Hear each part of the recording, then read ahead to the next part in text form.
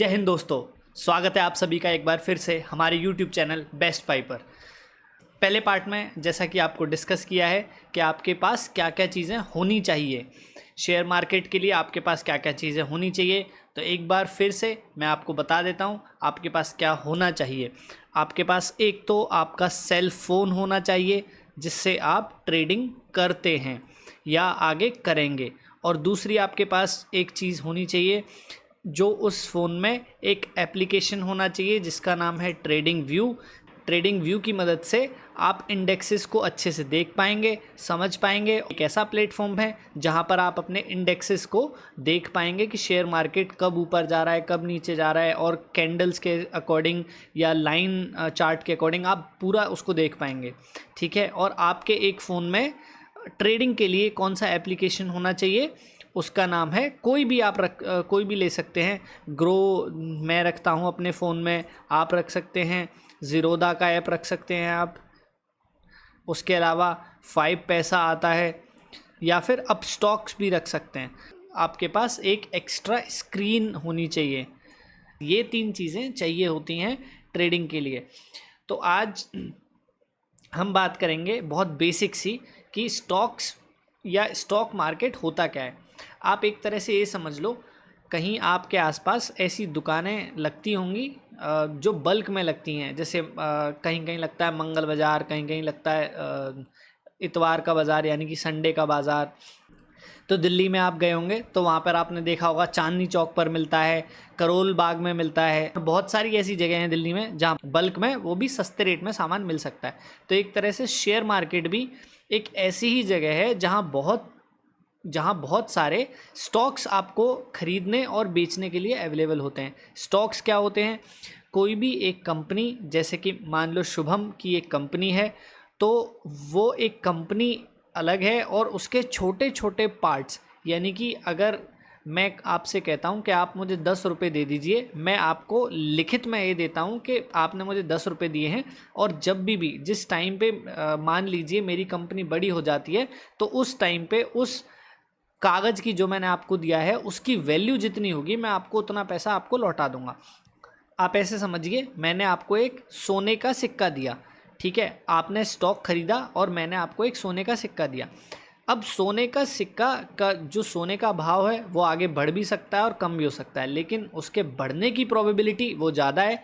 तो जब वो उसके बढ़ने की प्रोबेबिलिटी ज़्यादा है तो व्यक्ति जो है वो आसानी से, बहुत प्यार से उसको ख़रीद लेगा कि हाँ भाई मेरा तो फ़ायदा ही होगा, वो उसके दिमाग में ये है ऑलरेडी।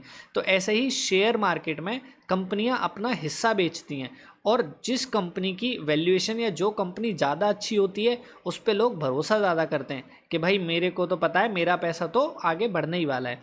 तो उसी तरह से जब मान लीजिए अगर जो सोने का सिक्का आपको दिया था उसकी वैल्यू आज बढ़ जाती है, तो आप खुश होंगे कि भाई मेरा तो पैसा बढ़ गया, मैंने तो इसे 10 रुपये दिए थे, आज वो 20 रुपये हो गए।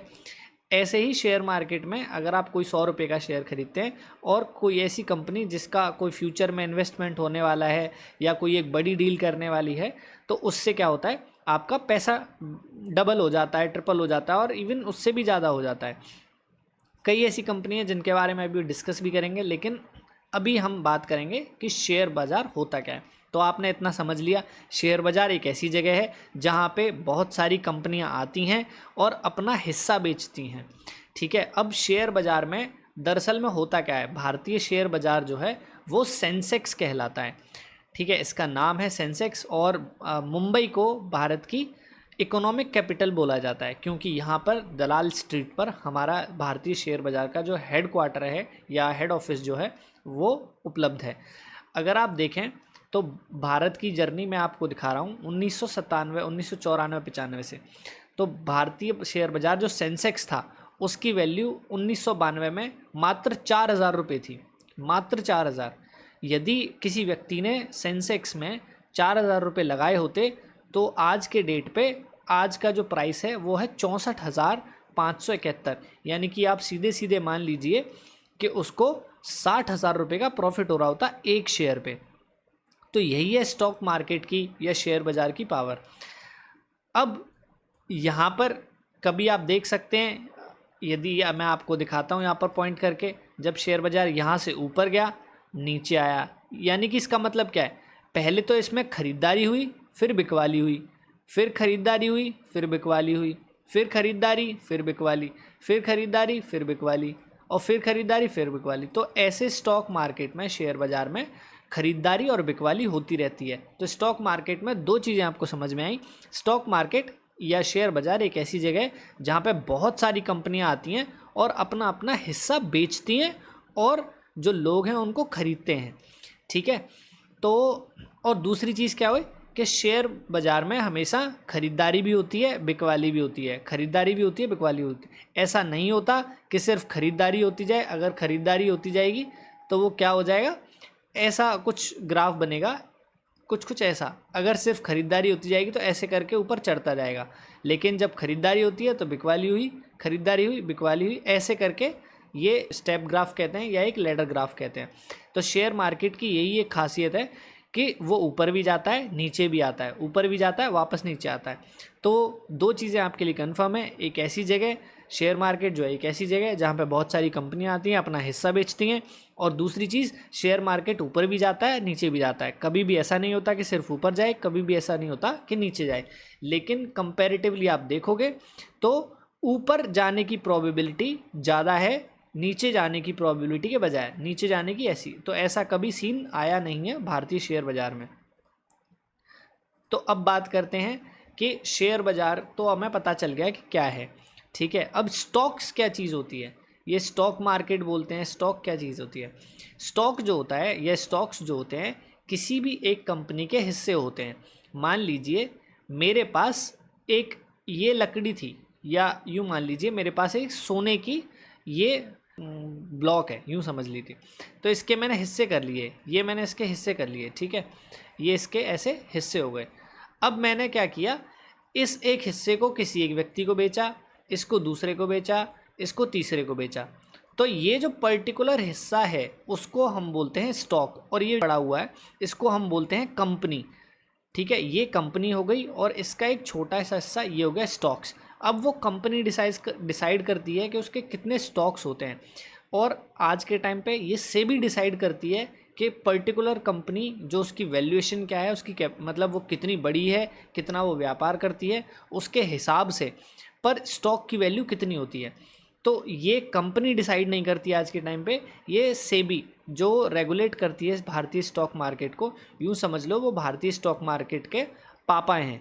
अब बात करते हैं कि हमने ये जान लिया स्टॉक मार्केट क्या होती है, हमने ये जान लिया कि शेयर क्या होता है, ठीक है।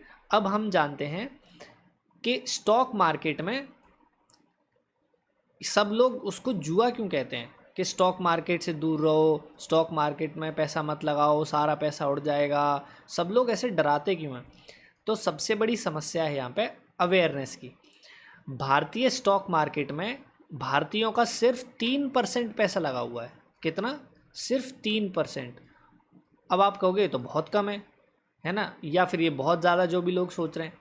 तो मैं उनको बताना चाहता हूँ कि 3% इतना कम है। इसके कंपैरिजन में, भारत के कंपैरिजन में मैं आपको यूएस का बताऊं तो वहाँ पर 54%, वहाँ के जो लोग हैं वो 54% वहाँ पे स्टॉक मार्केट में इन्वेस्ट करते हैं।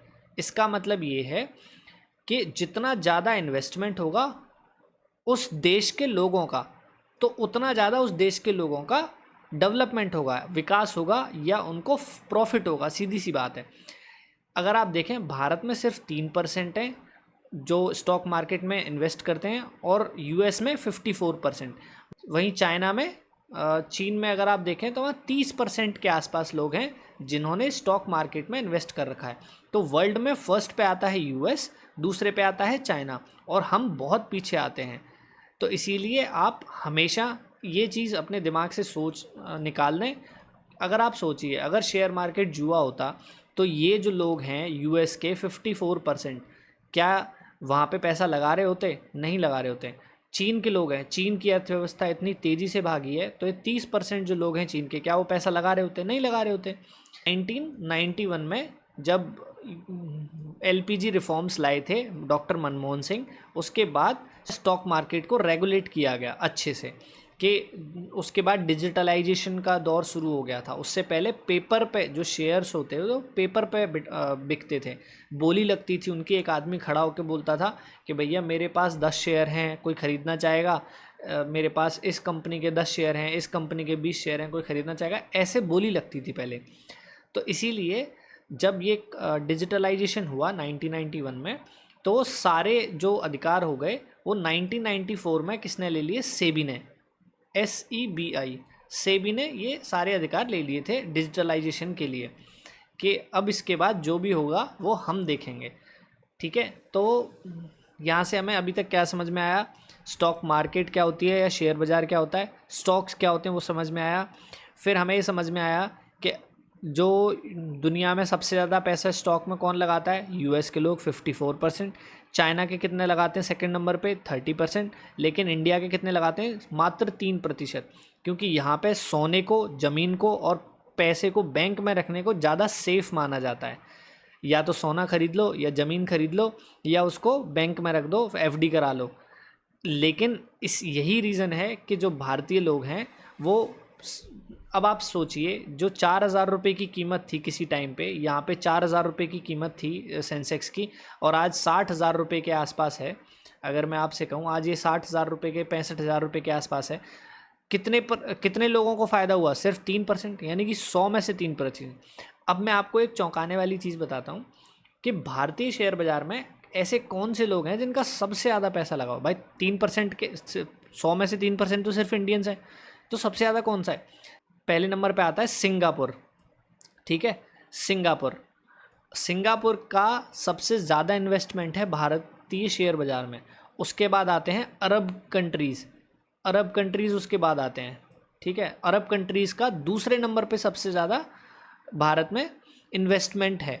तो ये जो लोग हैं, ठीक है, ये क्यों इन्वेस्ट कर रहे हैं? हम भारतीय शेयर बाज़ार तो भाग रहा है, लेकिन जो प्रॉफिट हो रहा है वो सबसे ज़्यादा इन लोगों को हो रहा है, और बाकी 3% जो इंडियंस हैं सिर्फ उनको हो रहा है।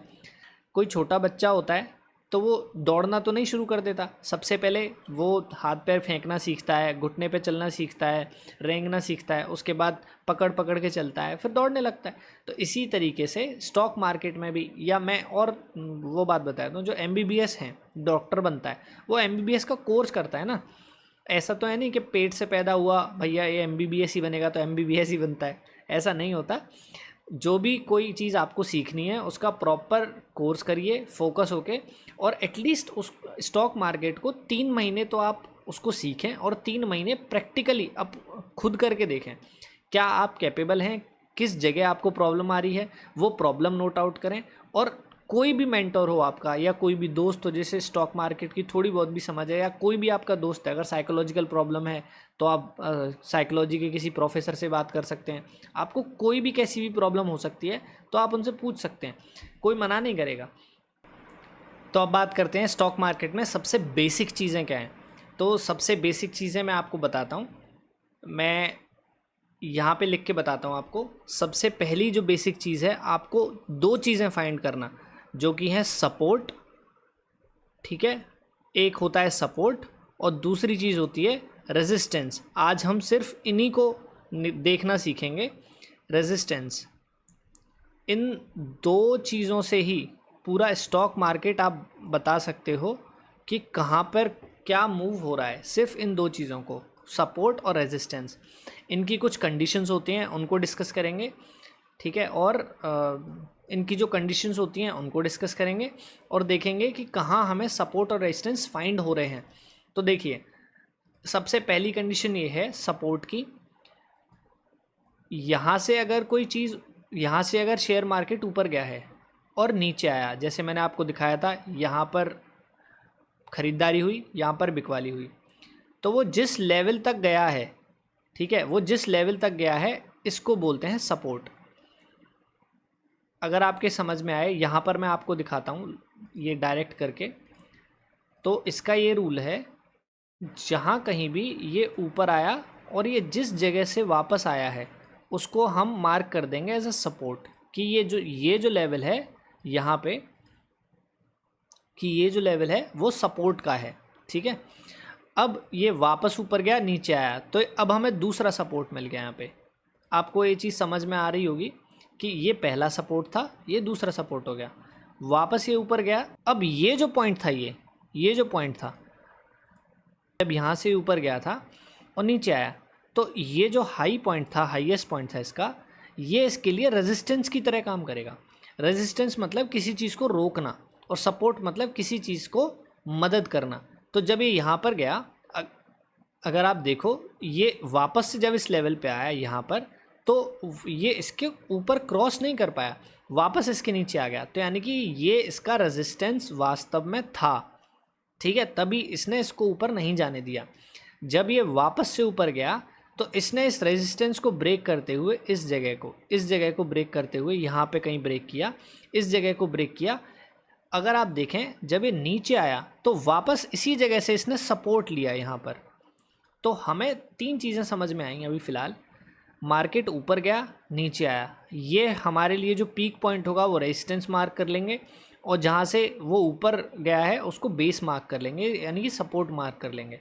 जब ये ऊपर गया तो डेफिनेटली यहाँ पे सेलिंग तो आएगी फर्स्ट टाइम में जब टेस्ट करेगा। तो जब फर्स्ट टाइम में मार्केट जाएगा तो सेलिंग ज़रूर आएगी, तो क्योंकि हमें वो दिख रही है।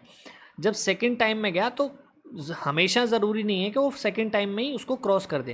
ये जो चार्ट फ्रेम है ये मंथली है, अगर आप इसको देखें, जब ये ऊपर गया तो सपोर्ट इसने इसी लेवल से लिया। अगर मैं इसको मार्क कर देता हूँ एग्जैक्ट लेवल, तो ये करीब यहाँ इसके आसपास आता है, ये रीजन था। देखो, अगर आपको आसानी से दिख जाए, ये ऊपर गया, यहाँ टच किया, नीचे आया, वापस इसको टच किया, नीचे आया, फिर जब इसको क्रॉस किया तो यहाँ कहीं सपोर्ट लिया। फिर इसने क्लियर देखने के लिए इसको थोड़ा जूम कर देते हैं, ठीक है। तो अगर अब आपको दिख रहा हो, ऊपर गया, नीचे आया, ऊपर गया, नीचे आया, ऊपर गया, जब इसको क्रॉस किया तो यहीं इसी रीजन के आसपास इसने सपोर्ट लिया। अब ये सपोर्ट जो है, फिर अब हम क्या करेंगे, हमारे लिए ये वाला जो एरिया है, ये जो एरिया है, ये क्या हुआ, रेजिस्टेंस मार्क कर लिया हमने ऐसे, ठीक है।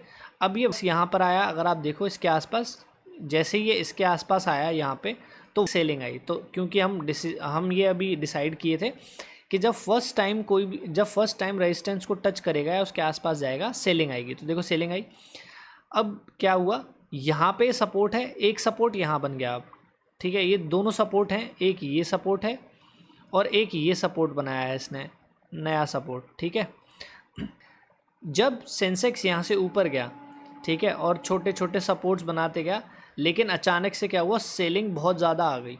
तो ये जो सपोर्ट्स थे, ये सारे सपोर्ट बनते जा रहे थे, वो अचानक से ब्रेक हो गए। लेकिन रुका कहाँ पे, ये एक सपोर्ट ही था जहाँ पे इसने ये जो सपोर्ट था, ये इसी सपोर्ट से वापस आया है। अगर आप देखो, मैं इसको एग्जैक्ट लेवल मार्क करता हूँ और आप बताना, ये लेवल था ये। तो अगर आप यहाँ पर देखें इस पॉइंट पे, और जूम कर लेते हैं देखने के लिए, आप ये देखें, ये इस लाइन पे पॉइंट टच कर रहा है और यहाँ पे भी इस लाइन पे टच कर रहा है। तो ये एक अच्छा सपोर्ट हो गया। अब हम इसको क्या बोलेंगे, एक डेफिनेट सपोर्ट, यानी कि मार्केट जब भी यहाँ पर आएगा ये सपोर्ट लेगा, ठीक है, वापस ऊपर चला जाएगा, नीचे नहीं आएगा। और उसी तरह हमने यहाँ पे क्या मार्क किया, हमने एक रेजिस्टेंस, ठीक है, यहाँ पे क्या मार्क किया, रेजिस्टेंस। लेकिन ये सारे भी तो रेजिस्टेंस थे इनके लिए।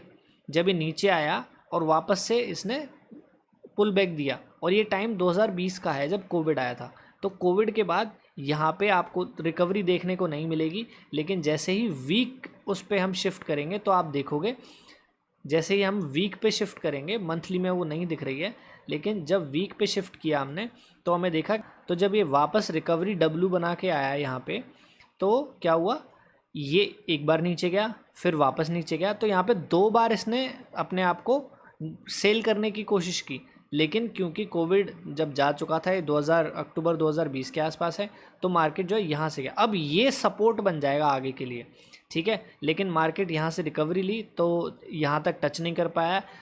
तो ऐसा नहीं है कि मार्केट यहाँ वापस नहीं आ सकता कभी। ये जो लेवल है अभी क्या है, ये एक गैप है, और इसको हम बोलते हैं कि मार्केट में अभी सपोर्ट का गैप पेंडिंग है।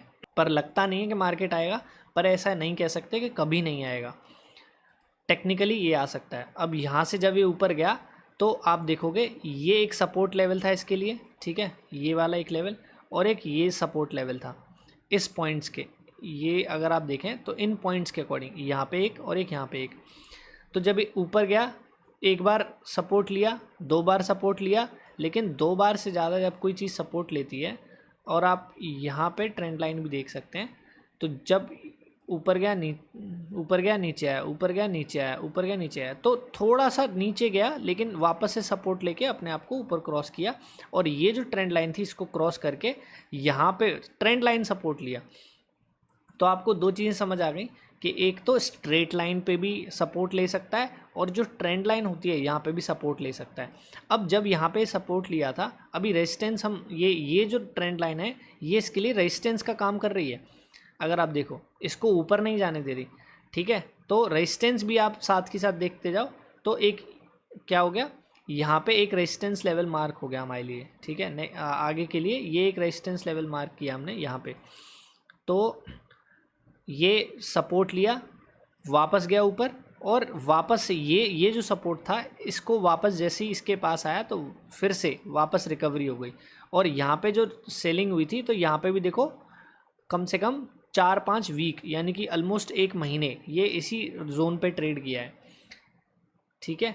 तो अगर हम देखें तो ये यहाँ से रिकवरी लेके ऊपर गया, और प्रेजेंट टाइम पे अभी यहाँ पर अगर देखें यहाँ पे क्या चल रहा है, तो ये एक ऑलरेडी एक सपोर्ट है। अगर आप ये देखो यहाँ से एक ये जो रेजिस्टेंस हुआ करता था पहले, अब वो सपोर्ट बन चुका है। तो शेयर मार्केट में एक चीज़ ऐसी है कि resistance always become support, and support sometimes become resistance, ठीक है। इसको ध्यान रखना कि जो रेजिस्टेंस होते हैं वो आगे चल के सपोर्ट बन जाते हैं।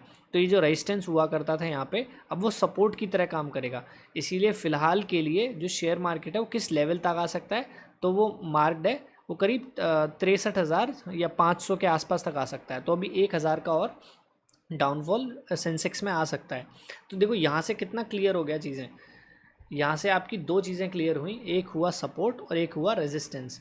तो आपने देखा जैसे ही मार्केट ऊपर जाता है और एक हाई बनाता है, ठीक है, मार्केट में जैसे ही एक हाई बना, वो एक रेजिस्टेंस की तरह काम करेगा।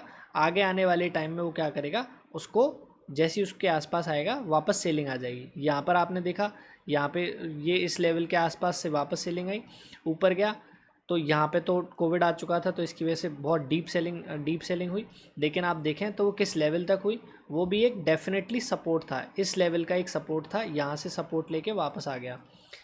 और आज के टाइम में ये सपोर्ट के लिए ही ढूंढ रहा है, ठीक है, सपोर्ट को ही ढूंढ रहा है। तो सपोर्ट अभी यहाँ से लेवल से नीचे है, करीब 63,500 के आसपास पे सपोर्ट अवेलेबल है। तो अभी शेयर सेंसेक्स में और गिरावट हो सकती है। इसीलिए मैंने जो दशहरा के 10 स्टॉक्स दिए हैं, आप उस वीडियो को जाके देखें। उस वीडियो में जो बाइंग लेवल बताए हैं, जो प्रेजेंट बाइंग लेवल है उससे नीचे ही बताए हैं, क्योंकि मुझे पता है अभी निफ्टी 50 और सेंसेक्स में सेलिंग आना बाकी है, क्योंकि उनको वो सपोर्ट ढूंढ रहे हैं। तो अभी हमने आज के दिन पे समराइज़ कर लेते हैं कि क्या चीज़ें सीखी हैं। सबसे पहली चीज़, शेयर मार्केट के बारे में हमने जाना। शेयर मार्केट एक ऐसी दुकान है जहाँ पे बहुत सारी कंपनियाँ आके अपने शेयर्स बेचती हैं या अपना हिस्सा बेचती हैं। और शेयर क्या होता है वो मैंने बताया था आपको, कि मान लीजिए ये एक टुकड़ा है किसी भी चीज़ का, मेटल का मान लीजिए, गोल्ड का मान लीजिए, और इसके मैं 100 हिस्से कर देता हूँ ऐसे करके, तो उसमें से जो एक हिस्सा है उसको हम स्टॉक बोलते हैं, है ना। तो ये सारे स्टॉक छोटे छोटे मिला के ये स्टॉक्स हो जाते हैं, और ये सेबी डिसाइड करती है किसी कंपनी के वैल्यूएशन के हिसाब से कि उसको कितने स्टॉक्स अलॉट होंगे। अब हम जैसे लोग जाते हैं उनमें बाय करते हैं, सेल करते हैं, और ये हमें थ्रू आउट द ग्राफ देखने को मिला है कि शेयर मार्केट में ये निफ्टी 50 का ग्राफ है। शेयर मार्केट में बाय भी होता है, देखो बाय भी होता है, सेल भी होता है, बाय भी होता है, सेल भी होता है, फिर बाय होता है, सेल होता है। तो हमेशा ग्राफ जो है एक जैसा नहीं होता कि या तो बाई हो या फिर सिर्फ सेल हो, ऐसा नहीं होता कभी भी। दोनों सिचुएशंस के लिए हमेशा रेडी रहा करो। अब जो चीज़ हमने सीखी थी आज के दिन, सिर्फ क्या सीखा, सपोर्ट एंड रेजिस्टेंस। सपोर्ट जब भी कोई हाई बनाता है और वापस वहाँ से सेलिंग आती है तो उसको हम रेजिस्टेंस बोल देते हैं। और जहाँ से मार्केट टर्न अराउंड होता है, टर्न अराउंड का मतलब यू टर्न लेता है, तो वो यू टर्न लेने का जो तरीका है वो ये एक डब्ल्यू पैटर्न सा आपको बनता हुआ दिखेगा। जैसे अगर मैं यहाँ पे दिखाऊं तो एक डब्ल्यू पैटर्न सा आपको थोड़ा जूम करके दिखाता हूँ। यहाँ पे